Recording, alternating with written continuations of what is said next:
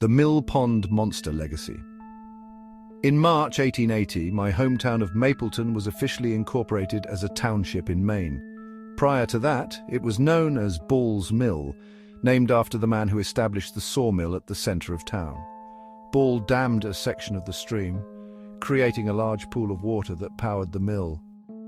One of the Ball brothers is buried on the east bank of the brook near the mill's original location. The mill is long gone, but a dammed area still remains, forming a sizable pool of water, the Millpond, just south of the bridge. Today, the local fire department uses this reservoir to fill their tanks. In winter, the Millpond has always been an ideal spot for a makeshift skating rink, considered safe for a few months each year. However, near the dam, the swifter current could thin the ice in certain areas, making it easier for the Millpond Monster to break through and claim its next victim. "Come on, guys, quit throwing snowballs and start shoveling," yelled Jason to a group of boys who were pitching snowballs at each other. "We've got to get this ice cleared off before dark so we can skate tonight."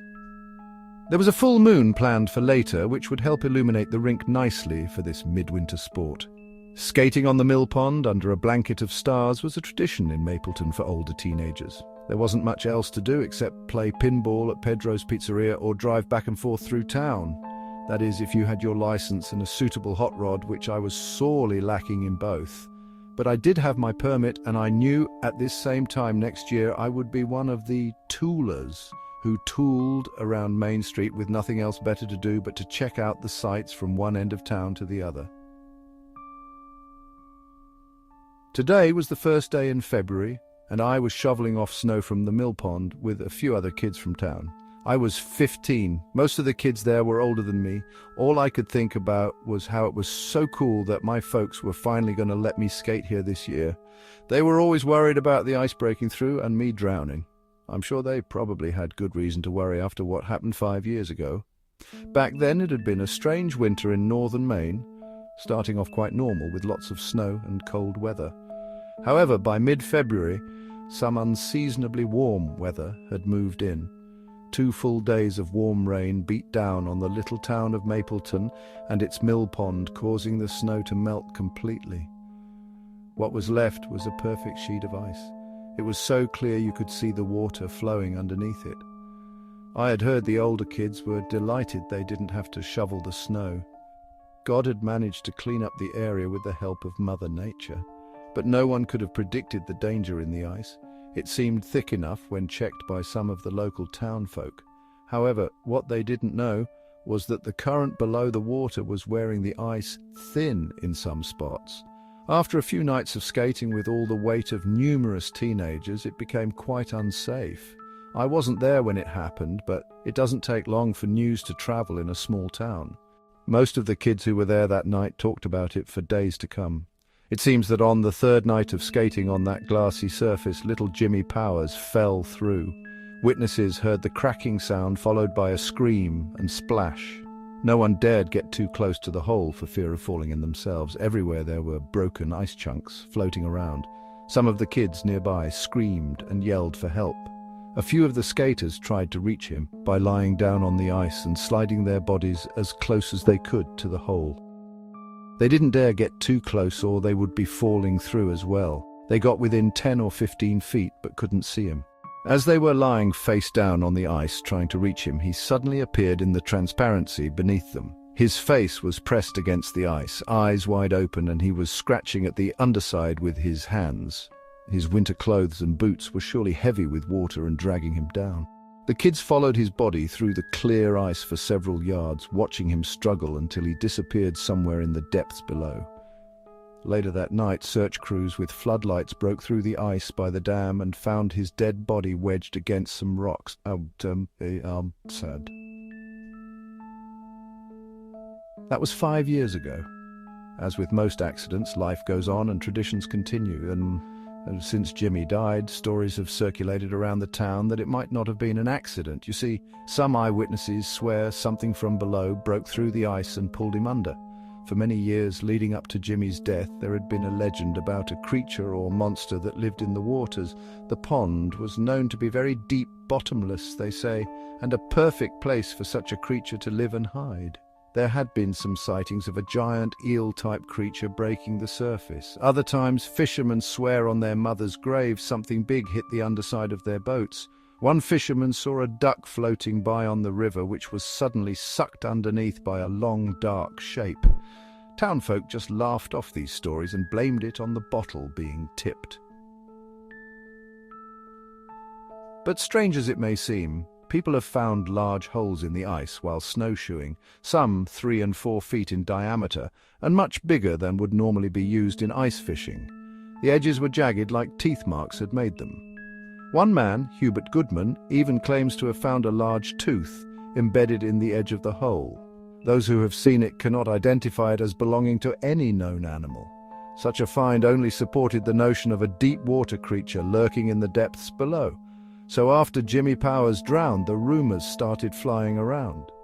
"The Millpond Monster got him," said Big Eddie on the bus one day. "It broke through the ice and grabbed his leg with its big fanged mouth," said a 15-year-old bully named Douglas while playing a game of pitchpenny on the playground. But of course these were only stories told by teenagers to scare younger kids. The same ones who liked to scare little kids with stories about UFOs, Bigfoot, and the little green men from Mars. The Millpond Monster was just another one of these stories which somehow manages to stay in the local folklore. I pushed the snow shovel ahead of me until I reached one side of the rink, dumped the snow from the blade, and began the same process in the opposite direction, going back and forth, left to right, right to left, and so on. Other kids were doing the same thing from different positions on the ice. Within a few hours we had an area big enough to skate on. Jason, one of the older boys 2 years ahead of me in school, had a father who worked for the fire department and planned on coming down with the tanker truck to flood the rink with water to put the finishing touches on it. I left, shovel in hand, with plans to return later with my skates and join in on the fun. Just before I left for the night, my parents discussed whether the ice was thick enough to skate on. "Be careful," warned my mum, "and be home by 10 p.m. Stay clear of the dam now," my dad said. "The ice is probably thinner there." I tied my skates together, slung them over my shoulder, and said goodbye to them as I ran out the door. I was finally on my way to my first night of skating with the older kids. I ran for a bit, then walked and rested before running some more. About half a mile down Pulsifer Road, I ran into my friend, Jacob. Jacob was 2 years younger than me. His parents allowed him to do a lot more than my parents did at his age. Jacob had been skating at the mill pond for the past 3 years. We walked the remaining half mile until we could see the cars lined up along the roadway and other kids walking in the direction of the rink. We stopped at bridge above the dam and looked down at the ice. There were already many people skating. Some of the kids were sitting on snowbanks watching, while others were huddled around a small fire upstream smoking cigarettes and trying to stay warm. Suzanne, Tracy and Deborah were skating together in the middle of the rink, spinning around in a circle while holding hands. These 3 girls did everything together. If you saw one, you saw all 3. Brad, Steve and Jason were skating alone, trying to show off for some girls on the sidelines. Cindy and Bonnie were throwing snowballs at some of the guys next to the fire. More kids were showing up in cars. Yes, this was a great feeling to come down here to the rink with the older crowd. As I was getting my skates on, I looked around to see if Lynn was there. For the past 2 years, I had developed a crush on her. We rode the same bus together. She was quiet and read sometimes in the back. I watched her from my bus window getting on and off at her stop. But I never got the courage to talk with her. She probably didn't even know I existed. I wanted to ask her out to a movie at the Braden or to one of the school dances, but I always chickened out. The bus ride was not the best place to ask a girl out. But maybe she would be here tonight and I would talk with her, maybe even ask her to skate with me. I hoped she would be there. Everyone else in town seemed to be. I looked for her one more time as I stood up on my skates to enter the rink, but couldn't see her anywhere. I pushed off on one foot and slid forward.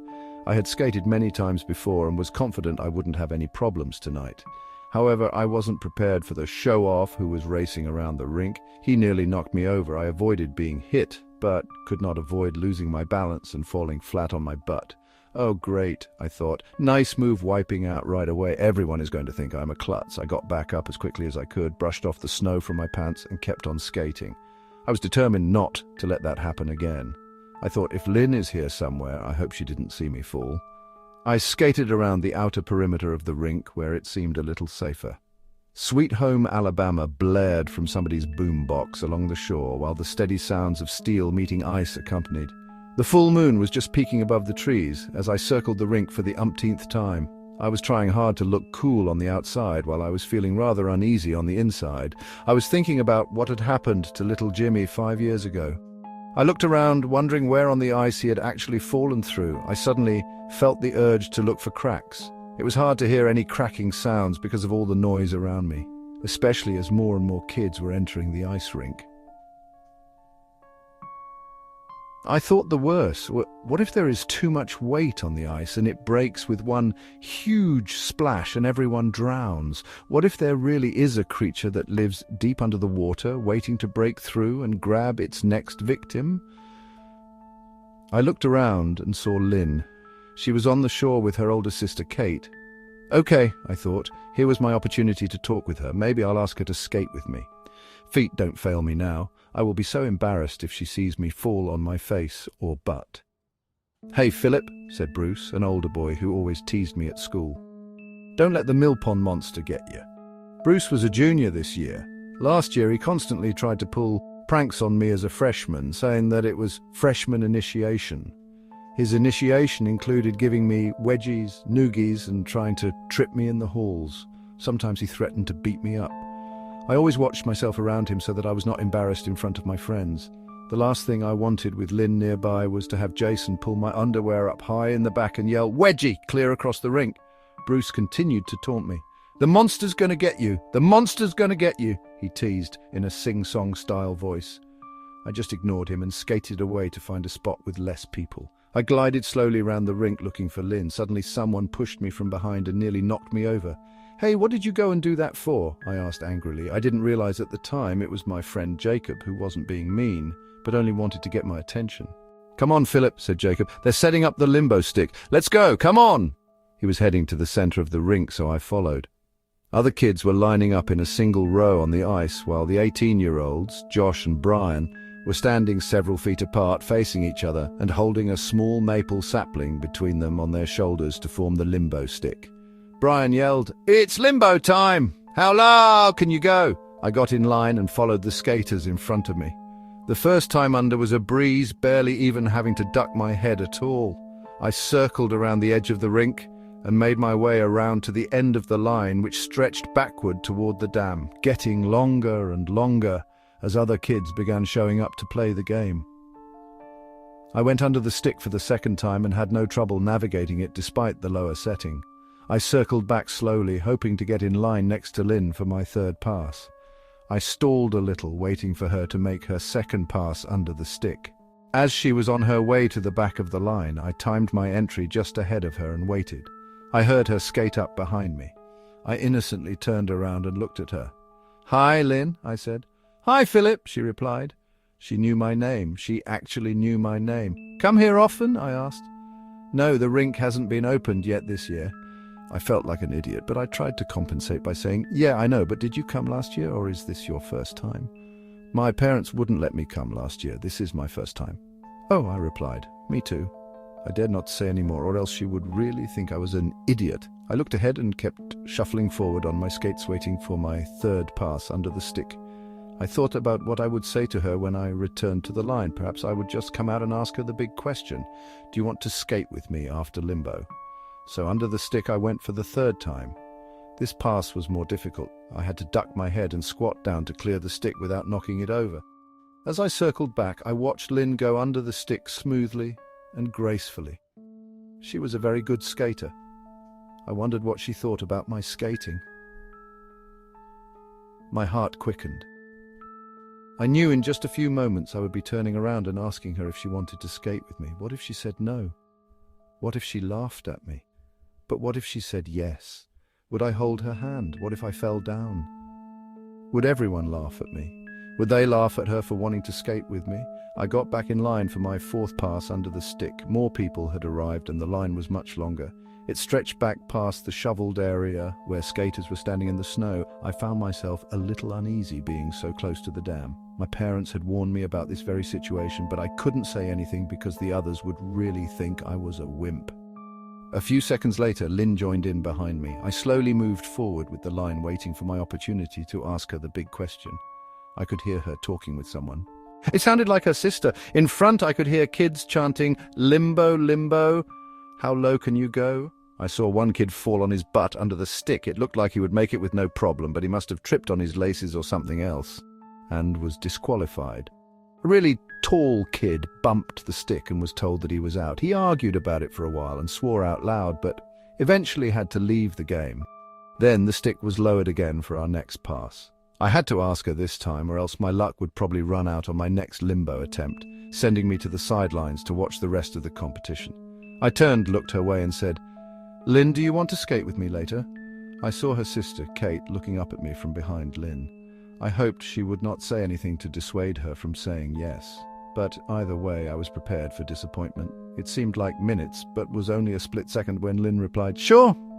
I was elated and tongue-tied. We both moved forward without saying a word. Kids were lined up behind us, laughing and screaming. Other kids were not playing the game, but were skating around, watching. When it was my turn, I sat down on my ankles with my arms around my knees and pushed myself forward, gliding well under the stick. I stood back up, happy to have made it at least one more time, and circled back, watching as Lynn went through with no problem as well. I skated to the end of the line, which stretched back even farther now because more people had joined in, despite the game being almost over. Apparently, some people had arrived late and still wanted to play.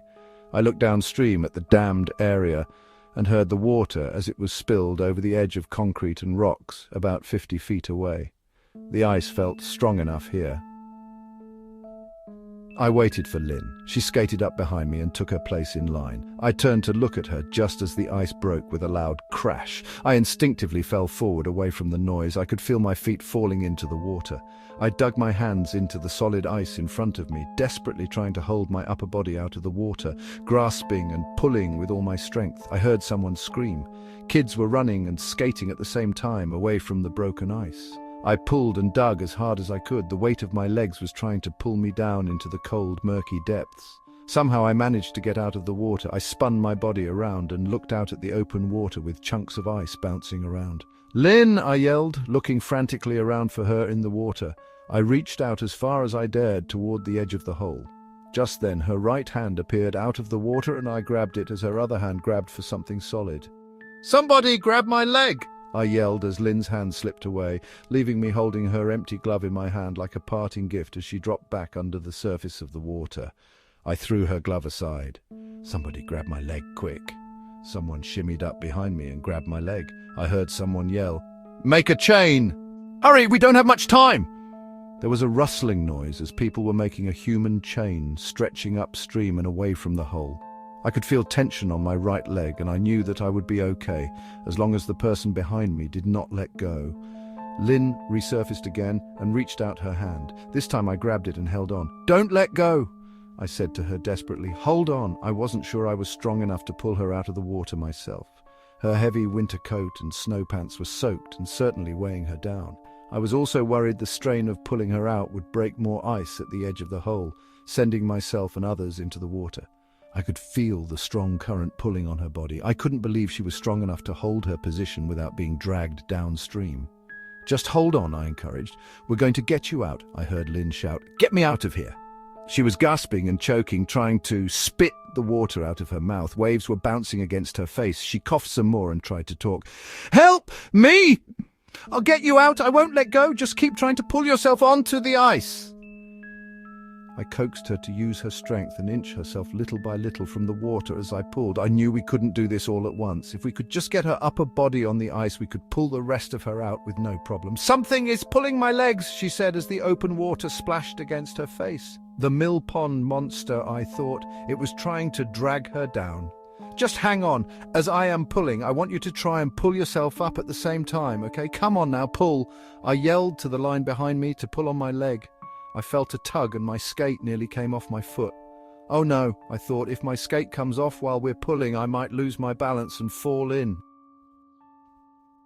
Quickly, I felt a strong set of hands repositioning themselves on my ankle. I felt more confident and pulled as hard as I could. At the same time, I tried to inch my way backward on my stomach. Lynn was almost out of the water when she was suddenly pulled back in. The jerk was much too strong, and I lost my grip on her hand. As she went under, her eyes bulged out in surprise. Impossible, I thought. Something actually pulled her right out of my hands.